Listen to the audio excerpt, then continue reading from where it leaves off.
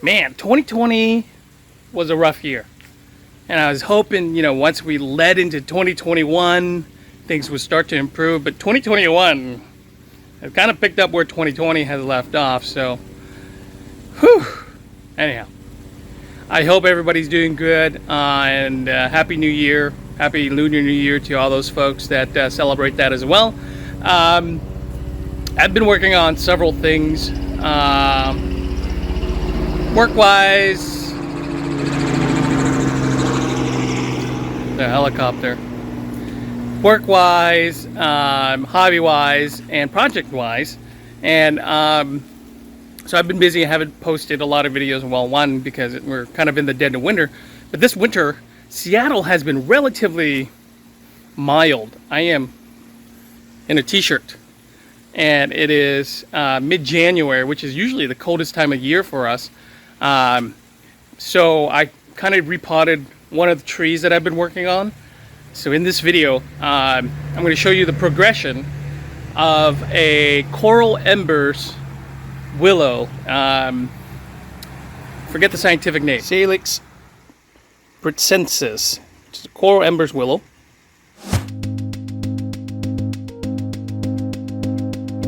So I got this tree a full year ago, and I've been kind of, working to ramify this tree and, develop it into a bonsai. I couldn't find a lot of examples of bonsai for this variety.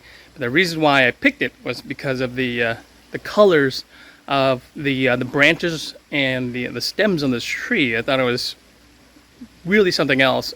So let's go back to 2020. I think it was back in February when I first picked up this tree.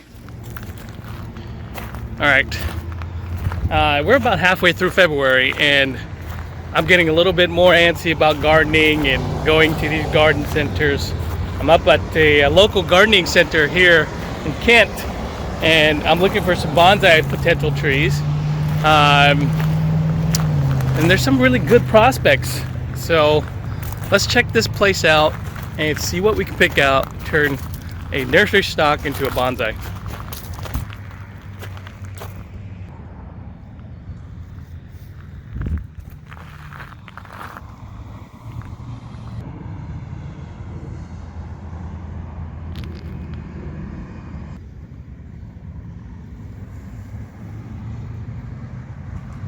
Other tree that I've noticed, and I love the winter silhouette on these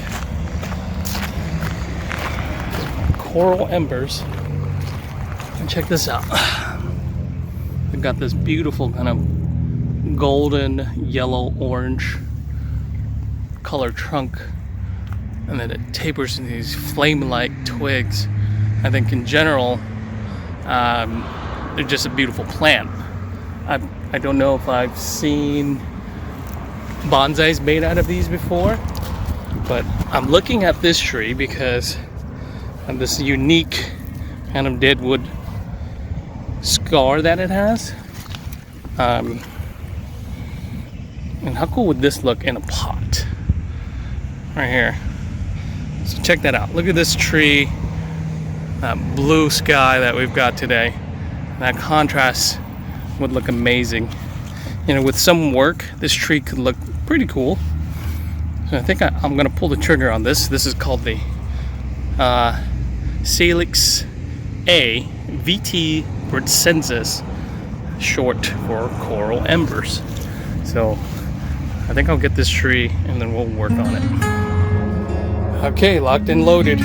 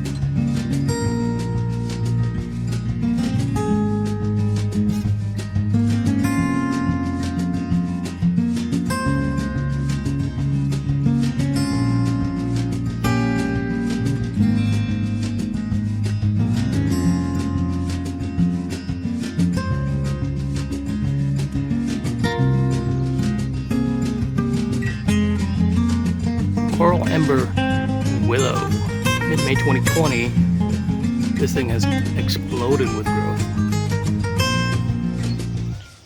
So my Coral Embers Flame Willow has really gone nuts.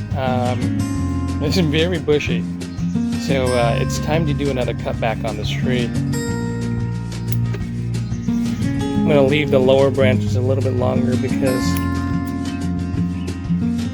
I do want it to grow longer than the top. So I'll do that. But these top branches, I'll cut back to about right here where I want to see it ramify. And really right now I am just hedging. I am not really thinking about this. This is just brainless hedging work. So yeah, just to get it into the shape that I prefer. So it's hedge, hedge, hedge. And at the end of the day, this is what this tree really is. It's a bright, beautiful hedge. I'm going to cut these back a little bit farther out here because I do want that length. And I do also want it to ramify. So that's about it. It's super easy.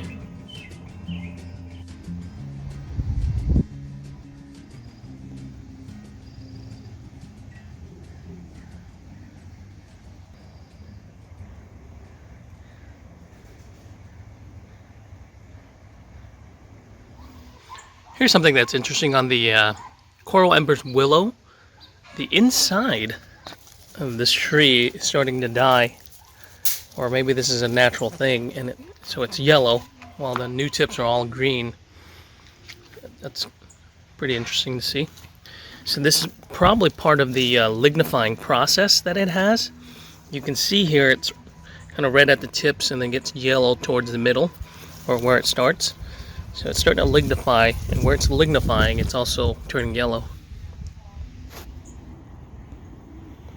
Alright, so you can see here the Coral Ember Willow, or Flame Willow, starting to develop and lignify the new growth as it prepares for summer. And so let's take a closer look. So something interesting happened. The new growth here, well, one, it's got that beautiful red color, but the inside growth has turned yellow, and all the leaves that were on it has fallen off, which I thought was kind of weird. I didn't know it was dieback because they were not getting enough sun, but this might be a habit of this tree. Now you can kind of see the inner structures of that of this plant. And it makes it a little bit easier now to go in and start doing a little bit of initial branch selection, so that you get rid of all the crossing stuff and get the tree back into shape. So I'm going to do that now.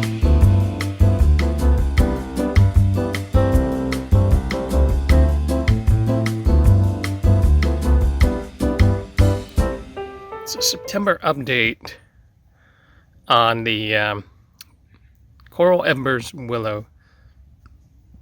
You can see here that there's a lot more ramification, and we're heading into fall, so the colors on this thing should really pop soon.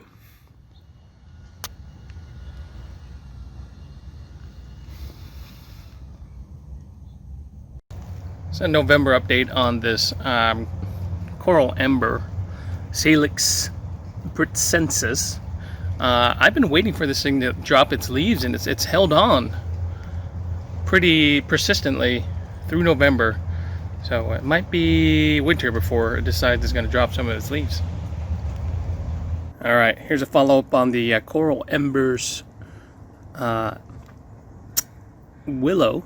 And when are we? Midway through December, and it's finally decided to drop its leaves here in the Seattle area. So yeah, this thing will get a new pot in the spring, and I can't wait to see what it will look like. This is the Coral Embers Willow that I've been working on now for about a year today I'm going to try to, not try, but I will put this into a bonsai pot.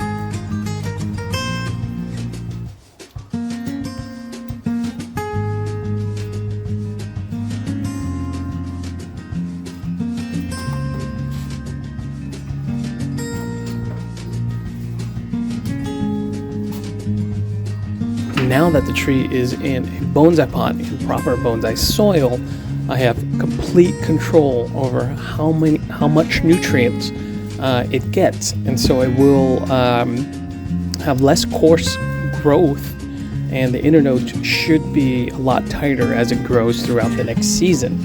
I'll also let this tree basically recover because I did a lot of root trimming on it. I'll let it recover for the next year without any trimming whatsoever, and I'm just going to let it grow wild. Typically, if you're going to do root work, it's a good idea not to do canopy work. So this following year, this tree is basically going to run wild and recoup from this work.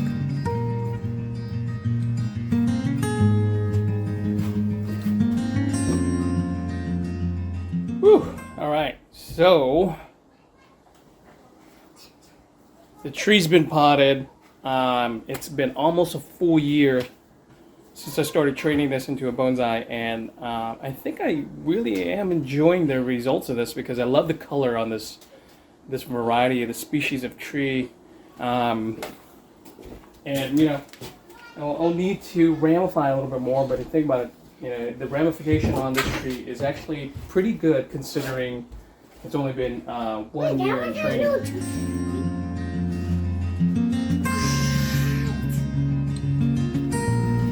There's one more thing to do.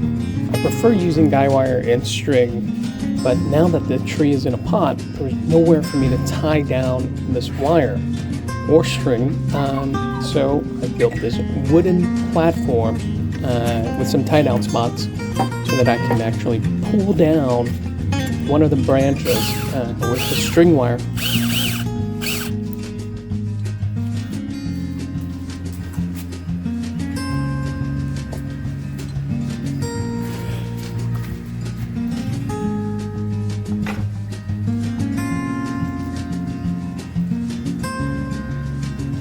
However, with the leverage pulling down on the right side of the tree, it caused the tree to tilt to the right. So, to counterbalance that, I screwed in a couple more screws and then tied down the left side of the tree so that it would kind of even out. I did not want this thing looking like the Leaning Tower of Pisa.